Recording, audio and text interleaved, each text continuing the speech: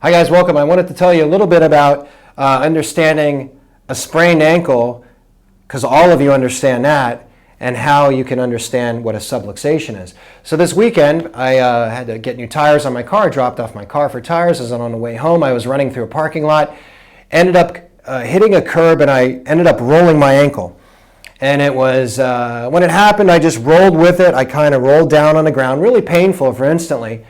But it wasn't super bad. I was able to, exactly what I tell you guys to do when you have an issue. I tell you to, you walk, you move, you get motion into the joint. And that's what I was doing as soon as this happened. I ended up making it home. And then, of course, over the next day, I did a lot of motion. Now, I didn't ice because I don't want to decrease the inflammation there, because I want the inflammation there. It's necessary for healing.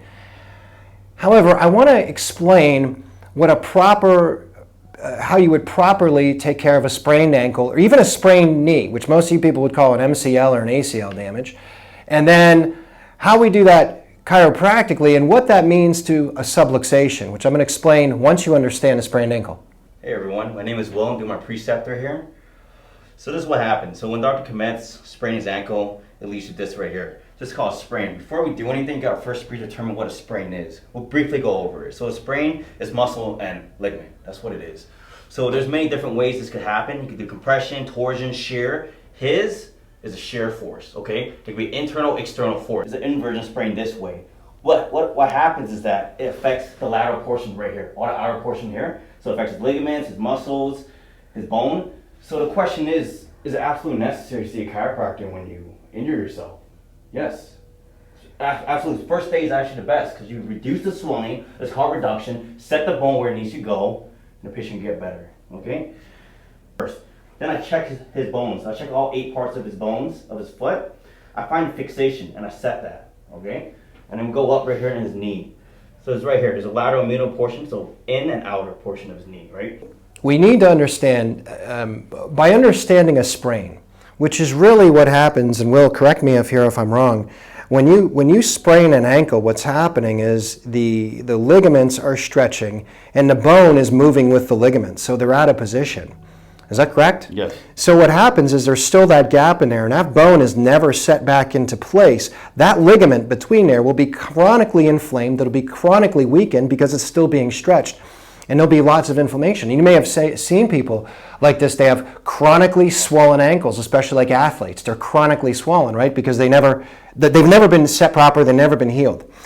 So what Will was doing the other day was he was setting that bone into place. What was happening was the ligaments were no longer stretched. There was still inflammation there that's necessary for the healing process, but since it's no longer stretched, now it can heal up normally. Now, that's why it's really essential when the first thing is, if you have a knee injury or anything like that, an ankle, you should go see a chiropractor that's really well versed in extremities that can set that bone back into position. That's going to be the quickest thing for healing. The second thing, of course, is going to be the movement. So 1,000 of these a day. Motion, 1, 2, 3. Weightless motion, 1, 2, 3. Weightless motion. This is also why after I adjust you, if we set an L5 or a lumbar thing, the first thing we tell you to do is go walk. Go walk at least 5 minutes. What happens is you start getting motion into this subluxated joint just by walking. Okay? So how does understanding what happens in an ankle affect chiropractic? So when you have a subluxation, does understanding what happens when you sprain an ankle or sprain a knee, how does that, if you understand that, how can you apply that to chiropractic? It's the exact same thing. The only difference is when we're looking at sprains in the spine, we're looking at discs. When you have a subluxation, the vertebrae cannot move forward. There is a joint that stops it from there. But there's nothing stopping it that moving backwards. And again, what's happening is that bone is gapping there, and it's pulling that disc with it. Anytime you stretch a ligament or a disc, you're going to create inflammation because you're tearing the disc. You're putting micro tears into discs or ligament. This is why we don't stretch. We move. This is why we're not so hyped up on stretching because stretching just stretches discs even further or stretches ligaments. But motion is extremely important to any type of healing. So what happens when that vertebrae subluxates, it's stretching the disc. Now the difference here is when the inflammation comes, when you have a subluxation, it compresses the nerve, and that's a spinal nerve. And why does that matter? Because these spinal nerves go everywhere to control everything in your body. Not only do they control the muscles, for instance, in an L5, it would control the whole sciatic nerve down through the ankles and legs, but it also controls issues like organs like the colon and the ovaries and things like that. So when you have a compressed nerve, not necessarily coming from bone compression on it, but from damage to the disc and inflammation compressing that nerve, of course it's going to interfere with that nerve impulse. And when that happens, the body starts to break down. Your first body starts to react until it shows you with pain. Then it starts to atrophy these muscles or make them weaker or make you imbalanced, allow you to compensate. But the same thing when you have organ issues. Now, if you have a subluxation, it's going to affect the function of the organ because you're getting a restricted nerve impulse into those organs. The organs function but not well. So whatever it is, you can, if you have a subluxation, the nerve innervates the colon, yeah, you can still poop, but you're constipated all the time or whatever it is. So what we do in chiropractic is exactly what the same thing Will was doing to my ankle yesterday is when that ligament, that disc is stretched, we set that back into position using a specific Gonstead adjustment. And what it does, again, is it starts to unstretch that disc. The inflammation will eventually go down because there's no need to have it because it's not chronically damaged anymore. And what happens is over time, as the inflammation goes down, you develop a normal nerve supply into organs and to muscles.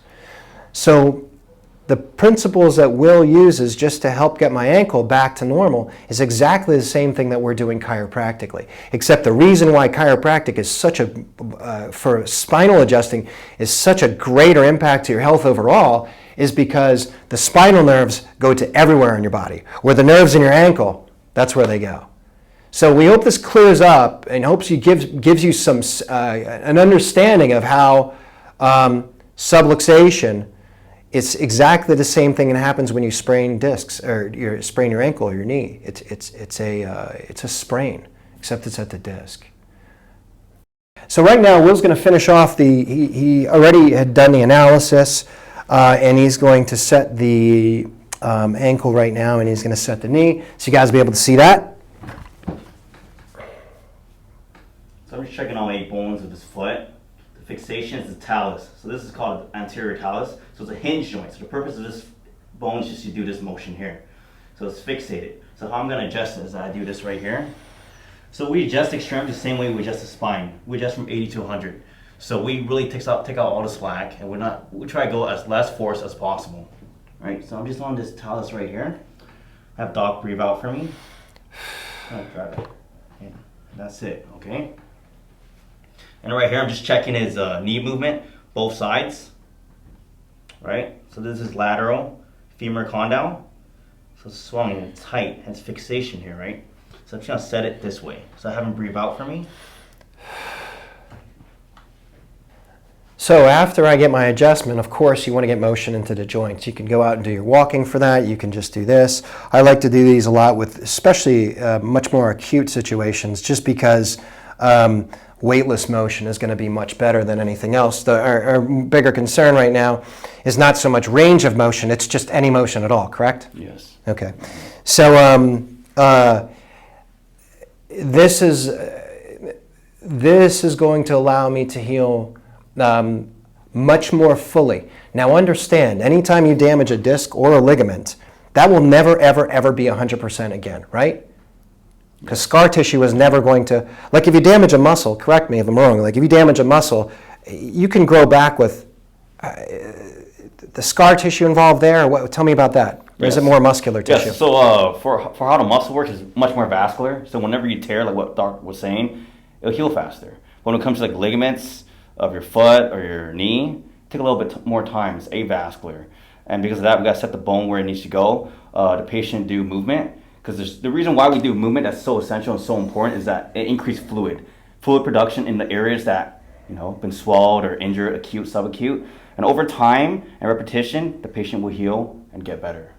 And the same thing true is with discs too, because discs are also relatively avascular, and that's why they take so long to heal. And when they do heal, they're healing with scar tissue. It's not like a bone where you break a bone and your body uses osteoblasts, which is the same cell that the bone is made of originally, and that's why bone could get stronger after it's broken, because you're building more bone into it.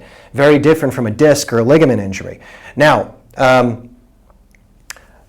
maybe we should wait to talk about the disadvantages of surgery in these situations. What do you think? Yeah. All right, that'll be for another video.